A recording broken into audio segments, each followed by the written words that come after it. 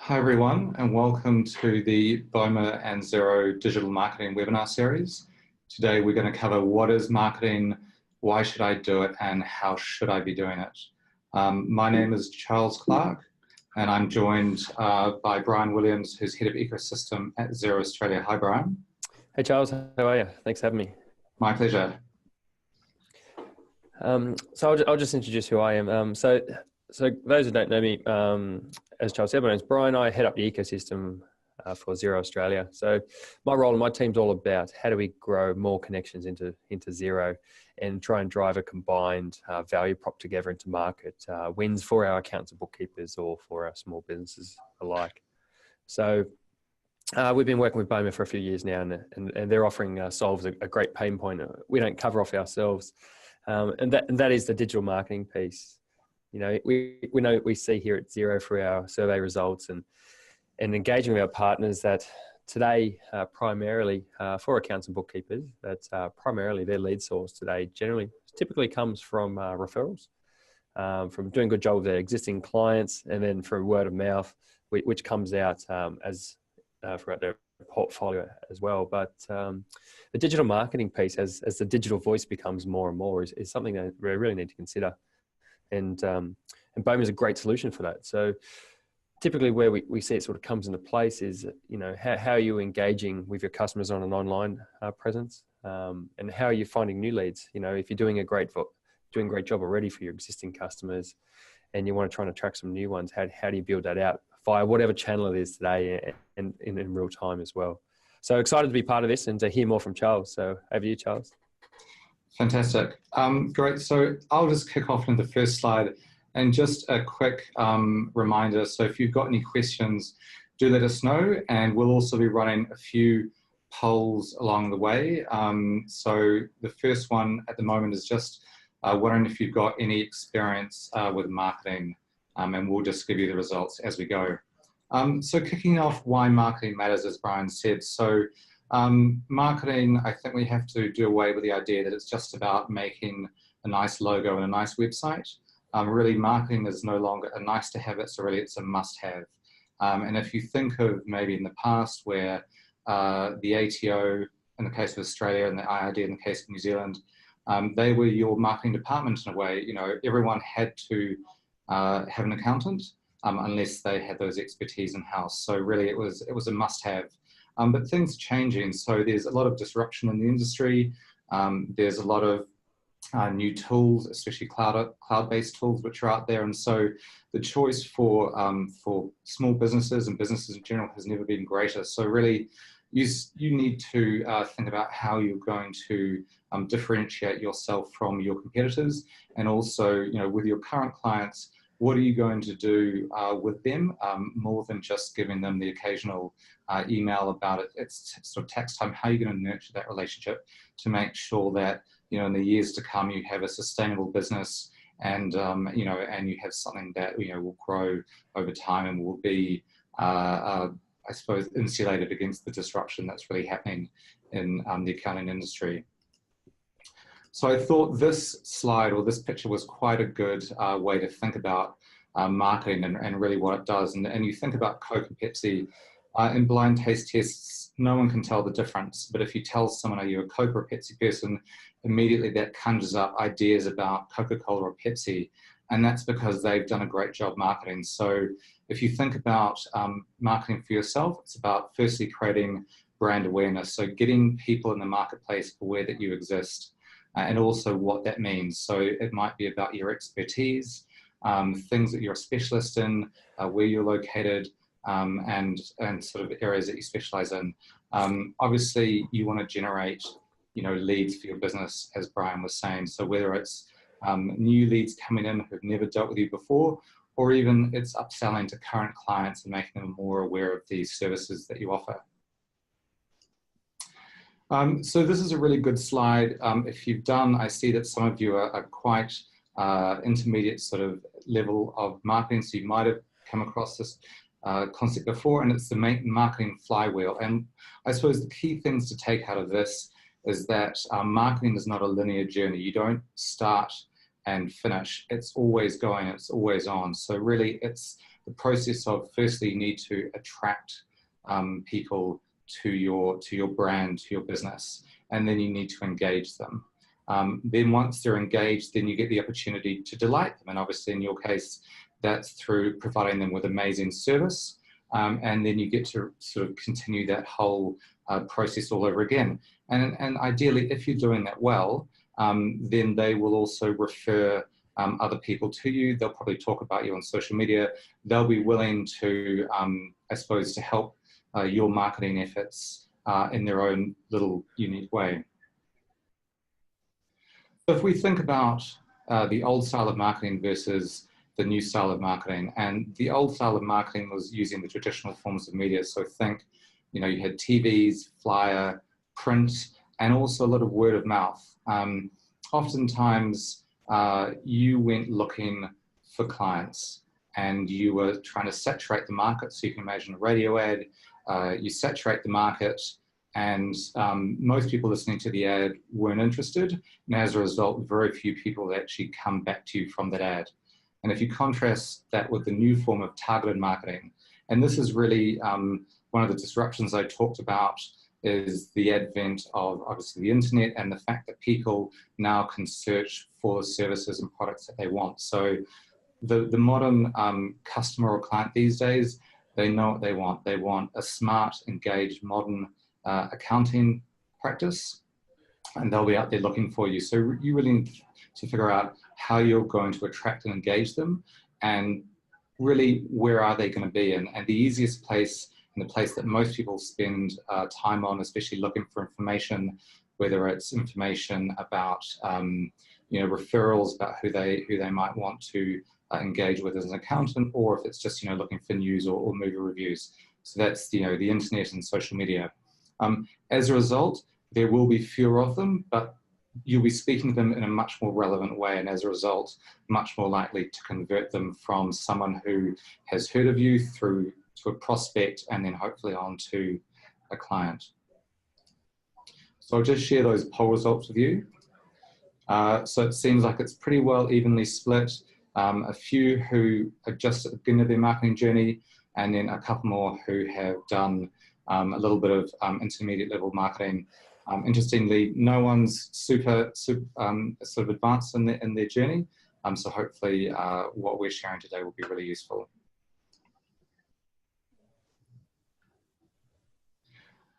So we talked about the targeted marketing, and so there's really quite a good formula that you could apply to your own marketing. And as with anything, if you were advising a business to think about how they approach a problem that they have, you would say to them, look, first you need to set your objectives, set your goals. And that's the same in marketing. So be really clear, whether you're on your own or you've got a wider team behind you, set some goals, set some objectives, and then be really clear during within the business about what those goals are, so everyone can contribute. And I think that's the important thing. Don't think of it just as you having to do it. It's everyone in your wider team. Every time that they speak to a client or a lead, or they're at an event, it's all marketing that they're doing, and it's all setting the tone of how people perceive your business. Next, we want to understand your audience. So this is kind of important when you think about, say, leads versus clients. So you wouldn't necessarily speak to a client that you've known and trusted, they have a trusting relationship with you. You would speak to them in a different way to a new lead who, didn't really know you. It's quite a different, you can see how immediately they're quite different audiences. So think about your audiences, and then once you understand them, maybe start to put them into a bucket as the easiest term. So you might have 2 or 3 or 4 different buckets, and then there might be current clients. And you might even think, okay, well, of my current clients, I could understand them a little bit more, and I could segment them. And so maybe some are retail clients and some are agricultural clients. And so again, you might want to think about what sorts of marketing and content would I be sending them that would be relevant. And this really leads into the next point, which is content. And this is really plays a key role in online and digital marketing. You have to have great engaging content. And it's not as hard as it sounds, and we'll go through it in a couple of minutes. But basically, once you've thought about your audience, then you can think about what they'd be interested in. So again, we talked about the retail versus agricultural. You want to be sending, saying, an email.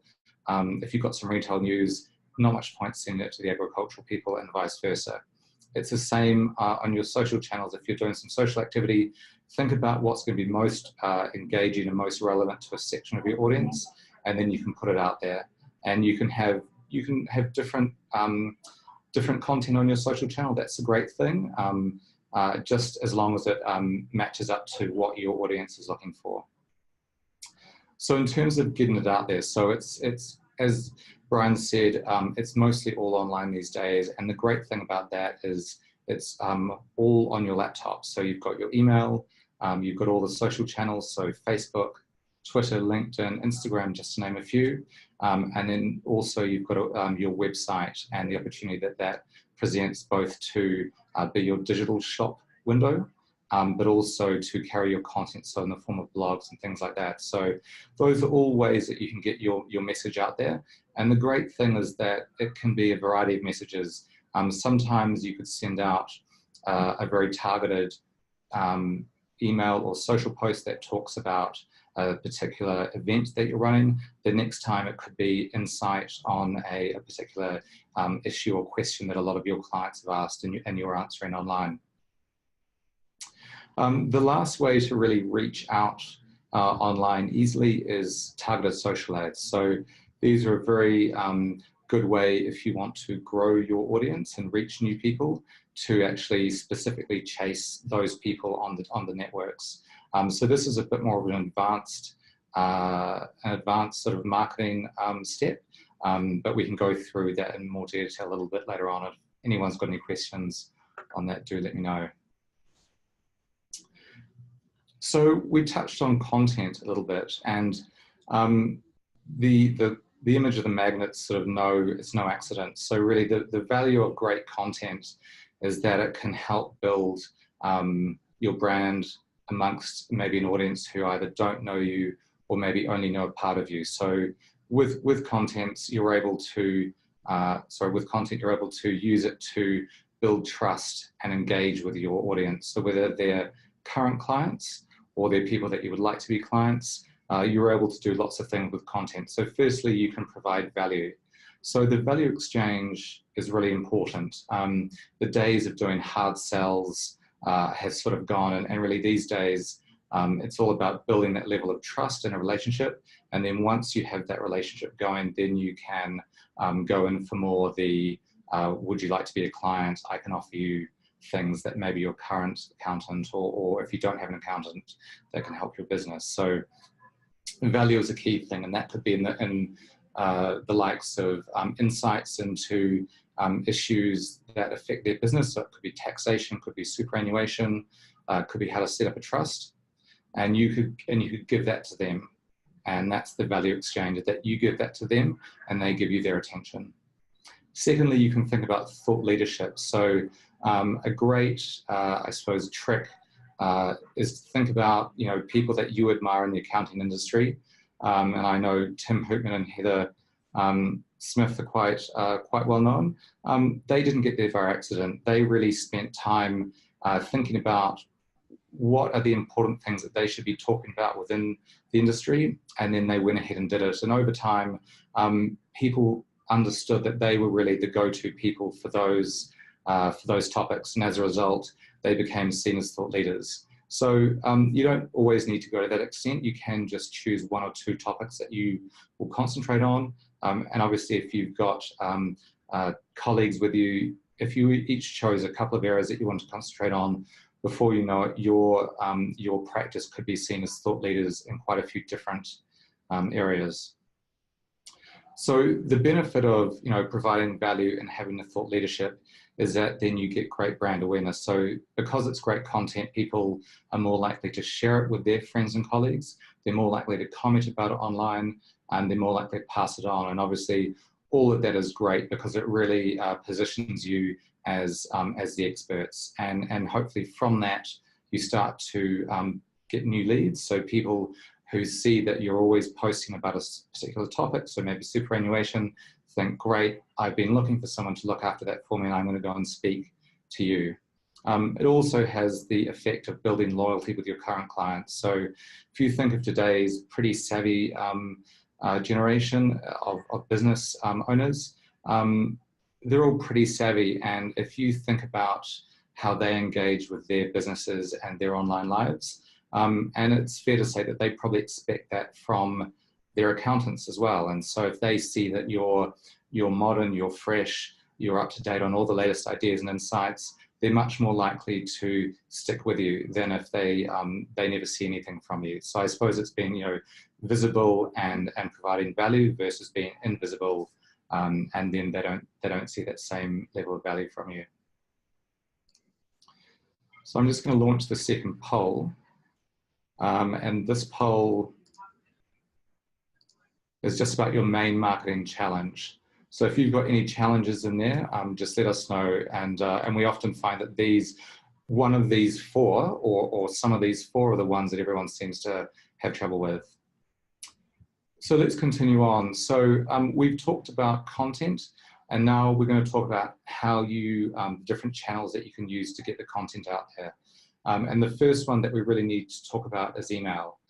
We will get onto social media in a minute, but I think it's just worth saying that email is still one of the most effective ways that you can engage with your audience.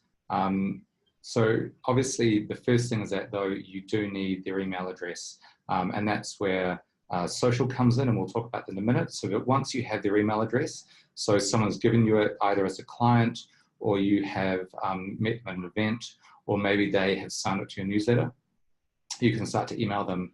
And the great thing about email is that, unlike social, where it's very noisy, it's very busy, if you send someone an email, chances are almost sort of 90–95% that it will get through into their inbox. And then as long as you've got a good, engaging topic, that they're going to open it and hear what you have to say. So I suppose the first steps on email, and I've just given you a bit of a tip list here, is first think about your email list. And you might say, well, I don't really have one. Well, you can start off with your current clients. So all your clients and anyone you've met at an event, you'll have their email address. So that's your first email list, and that's the first place to start.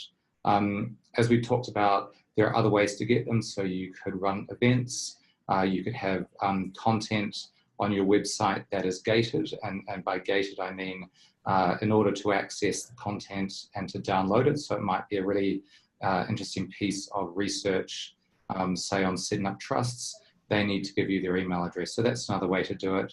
Obviously, referrals and word of mouth will also count as well. So once you have that email list, again, think about putting them into buckets. So what are their interests, what are their demographics, what are their industries? And the point of doing this is so that you can then start to send them relevant content. And don't think that you always have to put everyone in a bucket. So if you're doing a general email newsletter, that's a great thing to send to your entire list. But as I said, if you're starting to focus in with specific content addressing specific needs, say agricultural versus retail, then you want to only send it to the people who it relates to.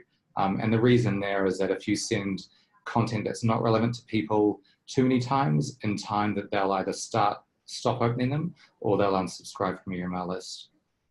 Couple of other things.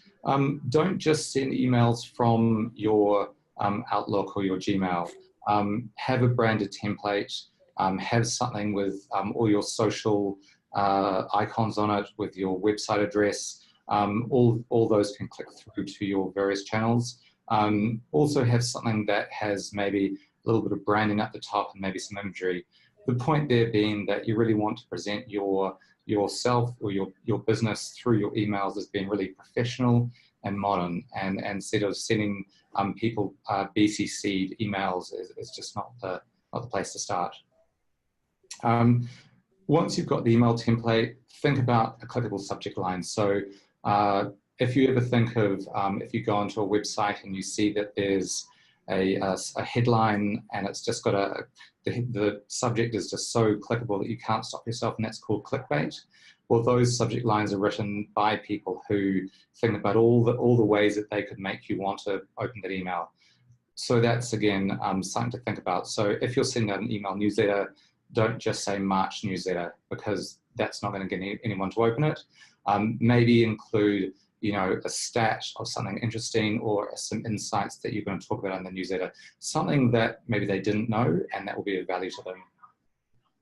Obviously, personalization is key. So always make sure that your emails are personalized. So dear Charles or dear Brian in this case, and software like BOMA can obviously make that personalization possible. Always try and avoid having hello or dear friend or dear sir or to whom it may concern. That immediately just turns people off and immediately shows that you don't really know them, which is obviously the relationship that you're trying to build with them.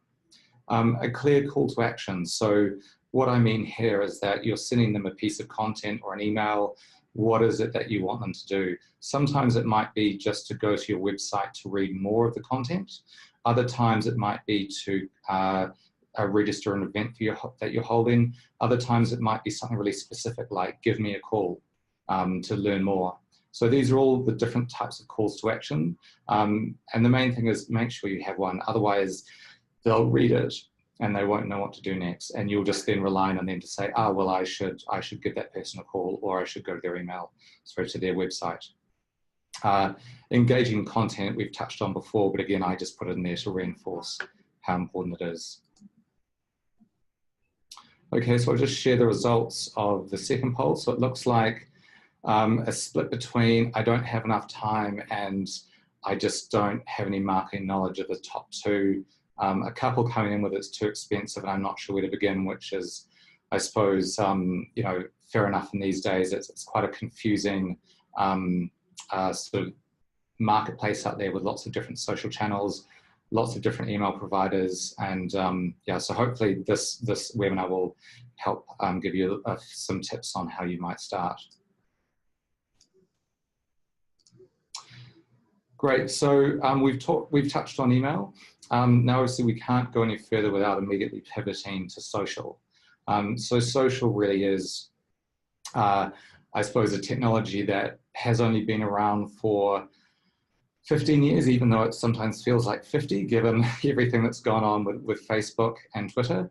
But you know, after email, social is really the place that you need to be. And there's a great number of reasons why this is. And the first being that it's immediate and it's responsive and it's low cost. So it doesn't cost you anything to set up a social page for your business, so on Facebook or Instagram or LinkedIn. It's free, and then once it's set up, you can immediately start posting your content, sharing thoughts and comments, and things like this. Secondly, it's a great way to reach a broader audience. So if you have the right sorts of interesting content and people start sharing it and following you, you can then really start to branch out with your audience, maybe over and above your clients. I suppose one thing to think about here, though, is if you look at your followers on LinkedIn or Twitter or Facebook, and you only have 5 or 10, and maybe they're clients or maybe they're friends or family, and you wonder why when you send out a post or a tweet that you don't get much interaction. Well, even the best content, if it's not going to enough people, will only be seen by very few. So that's when you really need to think about how you can broaden it. So a couple of ways you can do that. One is to have insanely shareable sort of viral content, which is quite hard to do. And then the other way to do it is to do social ads. So in a platform like BOMA, you can actually do Facebook and Instagram ads and really target who you want to reach. So say you wanted to reach small business owners who live in central Melbourne and who are interested in specific things. So they might be just interested in rugby league and travel and music. You can actually target those people. In terms of the interests, again, you might have an idea of who you want to target, or the other way to think about it is, who are my clients and what are they interested in? And then if I want more of those sorts of people, then you can search for them and target them through social ads. We've touched on the benefits of being a thought leader through content. Again, social media just gives you the ability to get your content out there and be seen. And it's not just going to be seen by your clients. It will be seen by, obviously, people who might follow you. It might be seen by colleagues. They might share it, they'll comment on it. And if you're lucky, then someone might pick it up. So in the case of your business, maybe, we might see it or Xero might see it. And if it's really good, we'll comment or we'll share it. And obviously that then puts it out and amplifies it to a much bigger audience. All this is great because the more people who are seeing your posts and sort of hopefully then coming to your website, it just means that your web traffic and your search rankings are likely to go higher. And by search rankings, what do I mean? I mean that when you, say, type in Melbourne accountant tax, so those are the 3 search terms, a range of accounting firms will come up. And so search ranking is the higher that you're ranked as being an expert in sort of those 3 areas, the higher up the Google page that you'll rank. And obviously the higher you are up, the more likely someone is to click on your link and come through to your website. Also quite interesting to think about, what your competitors are doing, or in the case of what's going on in your industry. Twitter in particular is a really fantastic place to keep up to date on all the latest insights and trends going on in the wider accounting bookkeeping space. So social is not just a question of find something and post it at any time, and it doesn't matter. You have to think about times of day that you post, and it does differ between different channels. And on the right hand side, you'll see different channels and when is often good to post them. What we recommend is start posting at lots of different times, and then you'll see based on your followers what sorts of times are actually they most engage with. So for me, it might be my followers are up at 8 AM, and if I posted at 10 PM, I wouldn't get any response. So that's just something you'll have to experiment with. And in the terms of thinking, what should I be posting? I can't always be posting an event that we're doing or a new service that we have. Just some ideas here. There's lots of things that you can do. It could be competitions. It could be behind the scenes photos of an event that you ran. It's book ideas. It's really anything that you think would either A, benefit your audience or be of interest to them. Tell the story of your firm, so who you are, who your colleagues are, what you stand for, what you believe in, what your expertise are in. It can also be things that you see others have shared and you want to retweet or reshare them, that you again think are funny, interesting, amusing, and basically helpful to your followers. I think we have been talking a lot about content today, and I think there's just really important to I suppose, hammer home the idea of the 3 C's. And these are really content, conversation, and community. And so we've touched on content a lot. Conversation for social is really important. So if you put out something on social media and someone responds and they say, oh, I really like that idea, or I hate it, or I feel indifferent to it, that's fine. People, it's a free country, people will say what they will say. The most important thing that you can do is to engage with them. So if they said something fantastic, that's great. Thank them, ask them what they enjoyed about it. Or if they have a complaint, again, don't ignore it. Engage with them in conversation and show that you're willing to solve the problem. It's been proven that if people see that a business is trying to solve their problem or another person's problem, even if it's ultimately unsuccessful, the fact that they try and engage, automatically makes them, much more trustworthy of you and sort of much more willing to believe that you are actually genuine and sort of care about your customers and your clients and the services that you're offering. So the last one is community, and this is probably a tricky one to do, but the concept basically there is that, in time you have lots of followers and they might start conversations amongst themselves, maybe even started by you. So you might, in the case of in our webinar, and I sort of put out a few polls, that might get a conversation started which your community then might continue on, you know, even when you're offline, because they're amongst a community of like-minded people, and maybe they'd like to give advice and sort of ask questions of each other, and that's a really valid way. There is also one more C, which isn't on the slide, and that's been constant. So marketing, as I said before, it's the flywheel, not the linear equation, and you really need to be consistent with your efforts. So we often have people who say to us, look, I sent out one post or one email and I sat back and I waited for the leads to flood in. That's not really how any relationship building works. You know, you need to have a presence, you need to be showing value over time, and you need to be doing it consistently, so that when your prospective clients, or sorry, leads or clients are in the right frame of mind to either give you a call or find out more about the services you offer, that you're top of mind and much better you than your competitors. So I'll just run our next poll. So this one, just a quick one, and this is basically, are you doing any marketing? And if so, a little bit more about what you're doing. So we've talked about the social channels and the email, and obviously having good content. I think it's really important to think about your tone of voice. And so what I would warn against is being one way in person and then having a completely different character, your sort of your online persona. And that can be really jarring, because if a client or if a prospective lead then, you know, meets you in person and your digital tone of voice is a 180 to your actual in-person tone, then that's going to ring false. Also, it's really hard to be someone that you're not consistently and genuinely, and sort of to keep it going. So a couple of things to think about. Think about your character. And this is both for yourself and your brand. So, so think about, you know, the human characteristics of it. So a brand can be fun, it can be serious, it could be really aggressive. There's lots of things that a brand can be.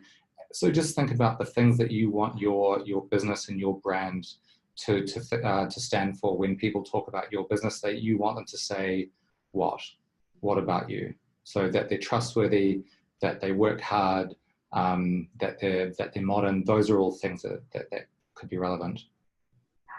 So purpose. So this is another thing. So what is it that you're trying to give in the digital space? It's hard to be all things to all people. So again, if you think about some of those thought leaders, their purpose is to educate their followers about certain things. So again, think about what you're an expert in, what you enjoy personally, and then think about how you can deliver that value to your clients. And by having a purpose, especially if you write it down, it'll be a lot easier for you to, over time, be consistent. Also think about language. So have maybe write down some words or some phrases that describe you and your products. You don't want to, say, 1 week describe a service in one particular way, and then the next week it's described in another way. Again, that would sort of cause confusion in the minds of people who are reading your tweets or your posts. And again, it's sort of like a politician. You have to repeat the message again and again and again until people really, it sinks in, and then they really understand what it is that you're telling them. And then the last one is probably the most natural. It's your tone, so order, rhythm, and pace. You'll probably find that you just have a natural tone, and I wouldn't necessarily try and change that. Usually it's best to just go with what you're most comfortable with. Great, so I'll just share these poll numbers. Looks like a lot of you are doing email, newsletters, and social posting. No one doing social ads. Word of mouth seems pretty high up there, as does events. And obviously email campaigns, only a very small amount of you are doing those. So if we were going to talk about next steps when it comes to your marketing, so we've talked about some content. We've talked about the channels you can use. We've talked about your digital tone and voice and how you might like to present yourself online. And that all sounds like a huge amount of work, and sort of where do I begin? So as with anything, the first thing to do is have a plan. And I'll take you through this in a couple, just in the next slide. Secondly, we talked about, especially if you're just starting off with social media, that you might want to grow your social presence. Again, if you've just got your colleagues and maybe a couple of friends and family on there, all the best content in the world is never going to give you the results that you want. And then the last one, which is a great one given how many of you do look like you run events, is some ideas on how you can run and promote them as well. So what I've got here is the concept of, I suppose it's a calendar, and it's an activity plan for what you might do over a period of weeks to promote. In this case, we're saying, we could promote an event. So you can see here where I've got the weeks up the top. So every week, then what you're going to do down the left-hand side. So the website might be that you update the website with news about your event. So you put an event page on your website. Then you might want to also do a blog post and then start to talk about it on Twitter and the other social networks. You could also send out an email a couple of weeks beforehand, and then do another blog post again a couple of weeks after that. Also engage your business networks in the week prior. And then on the week of, you ramp up all your social, you send reminder emails. So just like I sent everyone here a reminder email about the webinar, again, you can do reminder emails about your event. So looking forward to seeing you. Here's the ticket, here's the address, all the information that they might need to do it. Again, at the time, you can be doing social posts, calling out the event. So you can have photos of the event, you can interview people, you can have quotes from it. Again, all will help amplify the event. And then obviously after the event, the action doesn't stop. So you can do some follow-up calls. Again, you can do a blog post about all the things that you learned about the event, who you met, what was interesting, the insights on it. And obviously then you can do the same on your social channels, and obviously any follow-up calls that you have. So in the follow-up email that I'll be sending all of you with a recording of this, I'll actually send you a link to a full marketing event planner and calendar. So you can download that just as you did the workbook for this, and then you can actually go away and plug in and obviously change it to how it suits your needs, but you can actually go then and recreate this. And why we say is have a plan is when you talk about all the things that you might have to do to an event, it sounds like a lot of work, and who's going to be responsible for it, and you just don't have the time. If you actually just note exactly what needs to be done when, then you can be confident that you've set aside the time to do it. You know exactly when you have to do it, and if you've got a team member or colleague helping you, you could even say, look, I want you to do the blog posts and I'll do the social posts, however it makes sense in your business. We also talked about growing your social media. Actually, before I launch that, I'm just going to do our second to last poll, and this one is just about how long you might spend doing marketing per week. So I know that some of you probably say, look, I really don't spend any. We've definitely got some clients. One of our clients on the Gold Coast, she spends 1 hour every Monday with a marketing specialist doing nothing but marketing.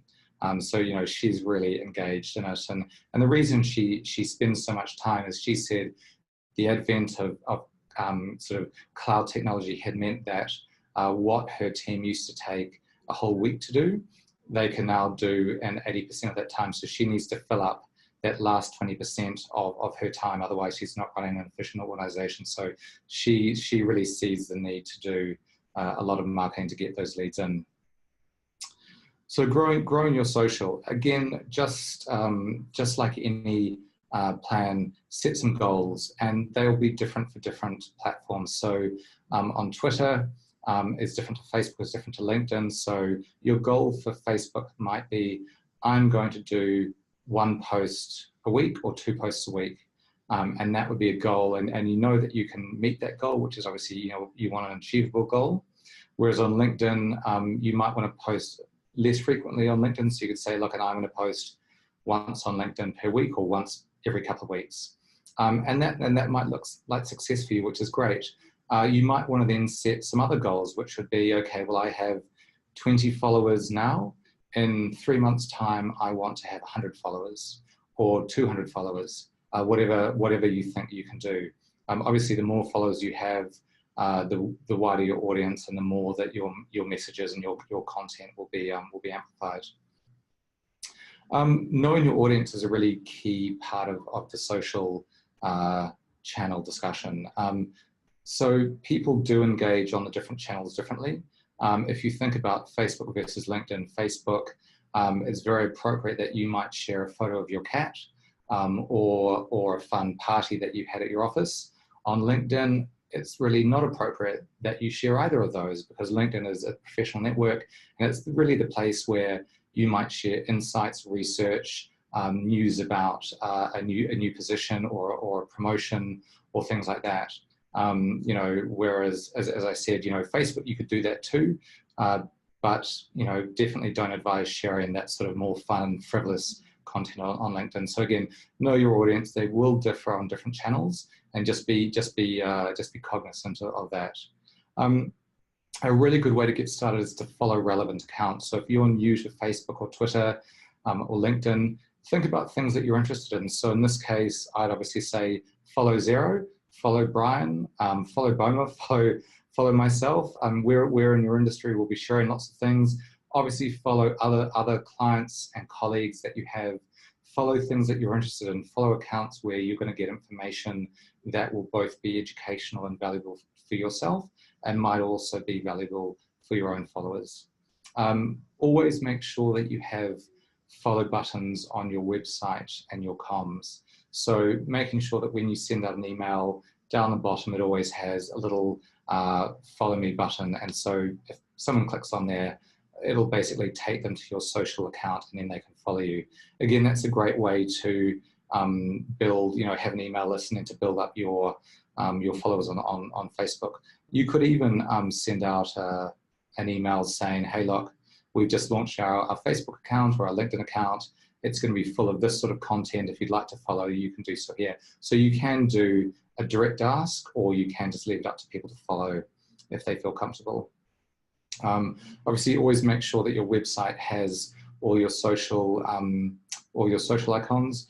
And also, if you do have great content like a blog on your website, always nice if that can be shareable. So there'll always be a nice sort of range of Facebook, Twitter, LinkedIn, and other social icons down the side. And then if someone clicks on it, they will share that to their network. So that's a great way to help your content go viral. Also, once you're on there, that's great, but then don't sort of let your account go silent. So make sure you post. If your followers are talking about things that you've posted, as I said before, engage with them, have a conversation with them. You never know where it might lead. And we have talked really quickly about prospecting for new leads with social ads. Again, that's a bit more of an advanced one, but it's definitely something that is an option to do. And you can actually run campaigns specifically around getting more followers. So that's actually a something you can really do in Twitter or Facebook or Instagram. Thanks for filling in all the poll. I'll just share the results. It looks like on average it's a few hours a week. A couple of you definitely not doing anything at the moment, which is fair enough. It's a big meaty decision to make to start marketing, and one of you I see is doing 5 hours or more, which is amazing. My hat is off to you. We talked a little bit before about running events, and I know that's something that a lot of our partners like to do. So obviously, we did talk about the marketing plan a couple of slides before, where we showed, how you could, all the different channels that you could use to promote this event. One of the other good ways to do it is to use a branded landing page. So this is something that we offer in BOMA, and you can brand it up, and then you can get people to sign up to your event. So it's a great way.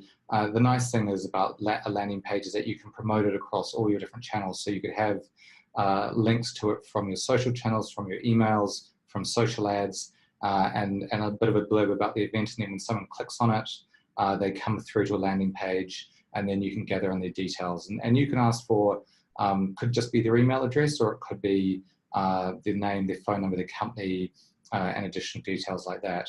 The great thing about having a landing page that captures leads is that then you're able to start to build that relationship with them. So if they've just come across you, signed up for an event, or it could be, you know, this equally could be a newsletter, then you're able to engage with them, and they've basically given you permission to start to market to them. So again, I wouldn't advise immediately sending them a, you must buy our services.